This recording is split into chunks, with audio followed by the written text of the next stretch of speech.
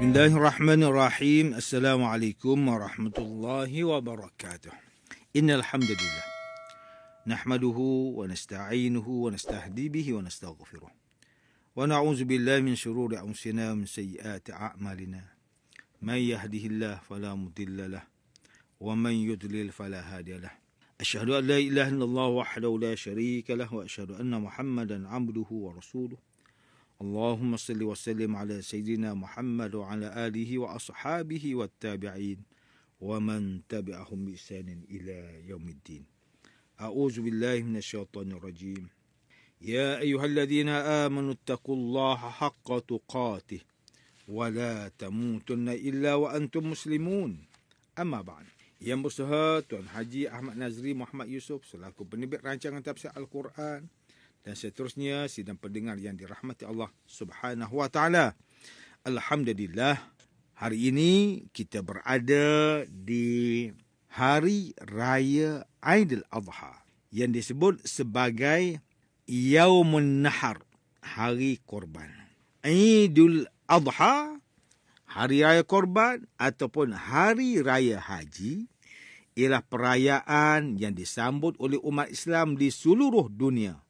Ini bagi menghormati kesanggupan Nabi Allah Ibrahim AS untuk mengorbankan anaknya Nabi Ismail AS sebagai tindakan mematuhi perintah Allah Subhanahu wa taala.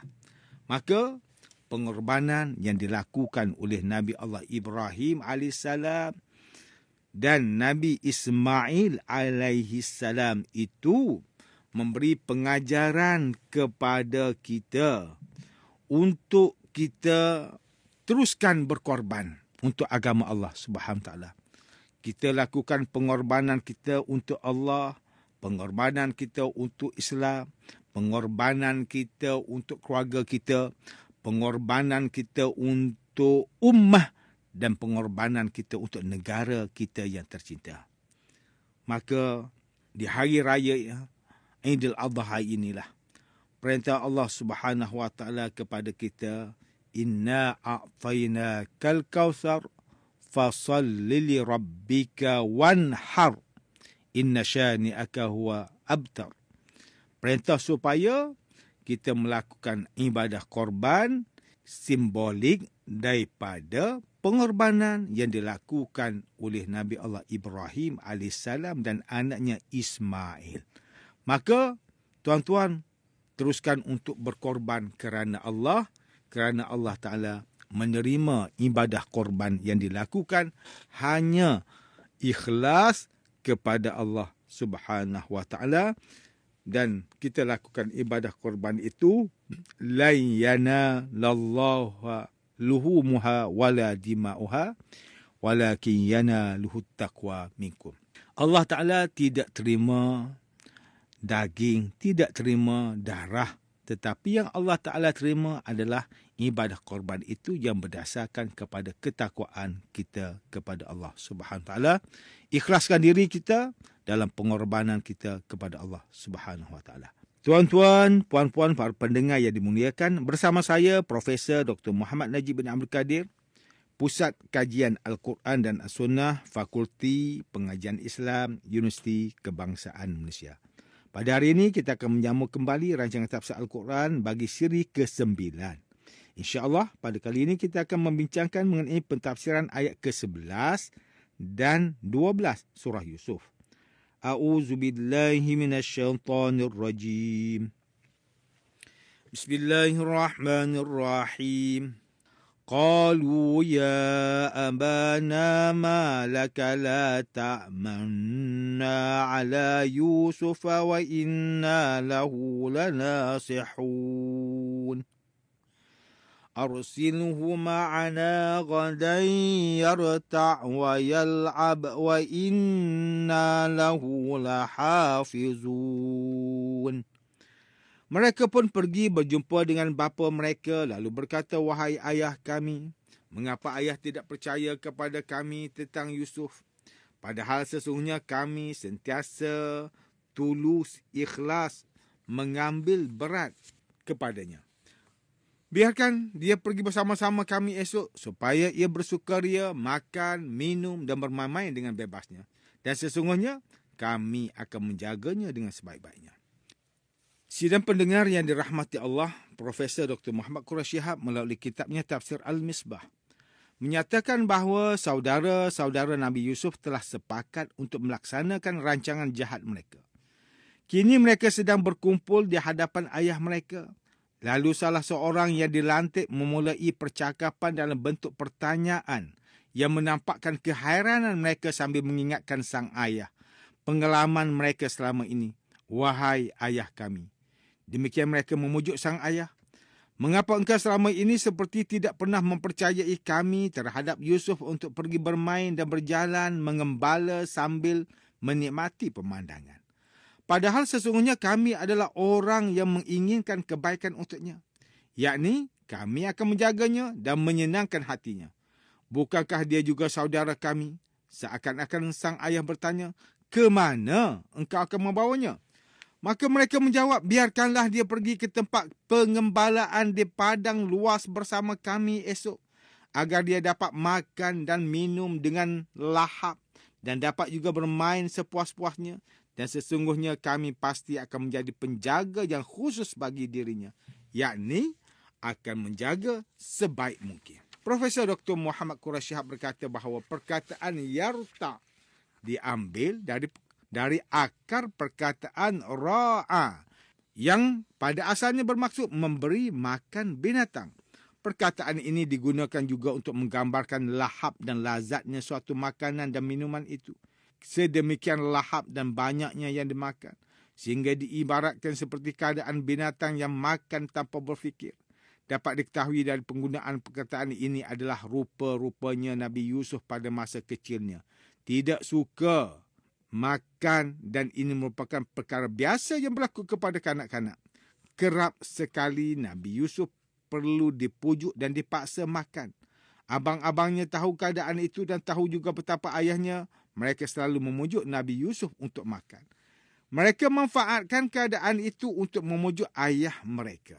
Perkataan yal'ab bermaksud bermain adalah suatu aktiviti yang menggembirakan untuk menghilangkan kebosanan serta dapat juga dilakukan untuk memperoleh manfaat. Bermain buat kanak-kanak juga merupakan salah satu cara belajar. Oleh disebabkan itu tidak ada agama yang melarangnya kecuali jika permainan itu boleh menyebabkan terlupa melakukan kewajipan. Sidang pendengar yang dimuliakan, Profesor Dr. Tengku Muhammad Hasbi As-Siddiqi menerusi kitabnya Tafsir An-Nur mentafsirkan ayat ke-11 bahawa ketika saudara Yusuf mengemukakan rancangan untuk mengajak Yusuf pergi dengan alasan untuk berjalan-jalan dan bermain, Yaqub kelihatan sangat gelisah dan cemas. Melihat keadaan seperti itu, berkatalah saudara-saudara Yusuf, wahai ayah kami, apakah yang menyebabkan kamu tidak percaya kepada kami mengenai Yusuf? Padahal kami mencintai dia, menghendaki kebaikan untuknya, berlaku jujur dan ikhlas kepadanya. Ibarat Al-Quran ini memberi peringatan bahawa Yusuf memang memperoleh kasih sayang yang sangat besar dari ayahnya Yaqub, yang melebihi rasa kasih sayang yang dicurahkan kepada anak-anaknya yang lain. Yaqub mengetahui bahawa sikapnya itu tidak disukai oleh saudara-saudara Yusuf. Lebih-lebih setelah Yusuf bermimpi dengan mimpi yang aneh itu. Disebabkan itulah Yaqub merasa cemas apabila Yusuf jauh dari dirinya, walaupun pergi bersama saudara-saudaranya. Sikap itu juga diketahui oleh saudara-saudara Yusuf. Manakala tafsiran ayat ke-12 surah Yusuf pula adalah saudara-saudara Yusuf melanjutkan percakapan mereka. Wahai ayah kami, izinkanlah atau lepaskanlah Yusuf pergi bersama kami esok hari ke tempat pengembalaan supaya dia dapat merasakan kelazatan buah-buahan di udara yang jernih dan dapat pula beriang gembira bermain bersama kami ketika kami mengadakan perlumbaan. Kami pun benar-benar akan menjaganya dari semua gangguan. Ayah tidak perlu mengkhuatiri akan keselamatannya. Manakala Profesor Dr. Zainal Arifin Zakaria melalui kitabnya Tafsir Inspirasi mentafsirkan ayat ke-11 dan 12 surah Yusuf bahawa apabila saudara-saudara Yusuf meminta izin kepada ayah mereka untuk membawa Yusuf bersama mereka, ayahnya kelihatan susah untuk mengizinkan sekalipun mereka telah berjanji. Ini kerana tipu daya orang yang tidak profesional itu mudah dikesan. Dan ini juga menjadi bukti bahawa hati nurani orang yang baik akan mudah perasan apabila seseorang ingin melakukan kejahatan. Kemudian mereka pun menaburkan pelbagai janji kepada ayahnya agar ayahnya rela melepaskan Yusuf. Begitulah keadaan orang yang banyak mengharap. Mereka akan banyak berjanji sedangkan janji itu merupakan suatu hutang. Lalu mereka melanggar janji-janji mereka kerana mereka tiada niat pun ingin menunaikan janji-janji itu. Mereka hanya ingin dapatkan apa yang mereka harapkan. Tuan-tuan dan puan-puan yang dirahmati Allah, demikianlah tafsir bagi ayat ke-11 dan 12 surah Yusuf menurut pentafsiran oleh para ulama. Ayat ke-11 dan 12 surah Yusuf ini menjelaskan tentang kisah Nabi Yusuf yang dicemburui oleh saudara-saudaranya yang lain. Walaupun mereka tinggal serumah, makan bersama, pernah main bersama, saling berjumpa setiap hari. Tapi itu tidak menghalang syaitan dari menimbulkan dendam dan kemarahan sesama mereka.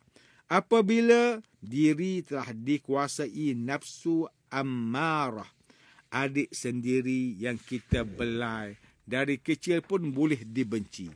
Malah kadang-kadang sampai ke tahap pembunuhan. Betapa syaitan hebat dalam menggoda anak Adam. Pada zaman ini kita melihat di kaca televisyen memaparkan berita-berita pembunuhan yang berlaku sesama saudara. Kadang-kadang sesama adik dan ibu bapa juga berlaku pembunuhan. Betapa rahmat telah ditarik dari dunia ini. Adik-beradik yang sepatutnya menjadi tempat meminta bantuan apabila berlaku apa-apa, akhirnya menjadi neraka dunia yang ingin dijauhi. Banyak juga kes yang berlaku di mana sebelumnya, ketika ibu bapa masih hidup, semuanya bergaul dengan mesra. Saling tanya khabar, saling memberi hadiah, ziarah-menziarah. Tetapi malangnya, apabila mak ayah sudah menghadap ilahi, tibalah masa untuk bahagi harta pusaka. Maka ketika itu, semua sudah menjadi seperti harimau kelaparan yang terjumpa rusa. Masing-masing berebut ingin mendapatkan harta pusaka. Masing-masing mengaku mereka yang lebih berhak mendapatkannya. Sanggup putuskan silaturahim semata-mata untuk duit yang tidak kekal jua. Inilah yang dimaksudkan oleh Nabi Muhammad sallallahu alaihi wasallam ketika baginda bersabda, la ya'tiyanna 'alan nasi zaman la yubalil mar'u bima akhazal mal amin halalin am min haram. Akan datang bagi manusia suatu zaman di mana orang tidak peduli apakah harta yang diperolehnya halal atau haram. Hadis riwayat Imam Bukhari. Daripada ayat ini juga kita dapat pelajari bahawa bukan mudah untuk berlaku adil kepada semua anak. Sesungguhnya hati itu milik Allah. Kita tidak mampu mengawal hati untuk cinta semua anak sama rata. Begitulah yang berlaku kepada Nabi Muhammad sallallahu alaihi wasallam. Apabila tidak dapat mencintai semua isterinya sama rata, kerana baginda lebih cenderung kepada isterinya Aisyah. Tapi itu bukan alasan untuk kita tidak berlaku adil dari segi zahir, yakni dari sudut pergaulan, layanan, pemberian harta dan sebagainya. Dalam ayat ke-129 surah Al-Baqarah, Allah Ta'ala berfirman, وَلَنْ تَسْتَطِيعُوا أَنْ تَعْدِلُوا بَيْنَ النِّسَاءِ وَلَوْ حَرَصْتُمْ فَلَا تَمِيلُوا كُلَّ الْمَيْلِ فَتَذَرُوهَا كَالْمُعَلَّقَةِ وَإِنْ تُصْلِحُوا وَتَتَّقُوا فَإِنَّ اللَّهَ كَانَ غَفُورًا رَحِيمًا. Dan kamu tidak akan dapat berlaku adil di antara isteri-isteri kamu sekalipun kamu bersungguh-sungguh hendak melakukannya. Oleh itu, janganlah kamu cenderung dengan melampau berat sebelah kepada isteri yang kamu sayangi, sehingga kamu biarkan isteri yang lain seperti benda yang tergantung di awan-awan. Dan jika kamu memperbaiki keadaan yang pincang itu dan memelihara diri daripada perbuatan yang zalim, maka sesungguhnya Allah Maha Pengampun lagi Maha Mengasihani. Sidang pendengar yang dimuliakan oleh Allah Subhanahu Wa Taala, antara pengajaran yang boleh kita ambil daripada tafsir ayat ke-11 dan 12 surah Yusuf ini ialah setiap Muslim hendaklah mengambil pengajaran daripada kes-kes yang berlaku di dunia sebenar bahawa pergaduhan sesama adik-beradik itu perkara yang mungkin berlaku. Sebagai Muslim, kita mestilah sentiasa berlapang dada, melayan karena adik-beradik kita. Mereka lah yang sentiasa ada bersama kita apabila kita susah. Mereka lah yang akan memandikan mayat kita apabila kita mati nanti. Mereka lah yang akan menangisi pemergian kita.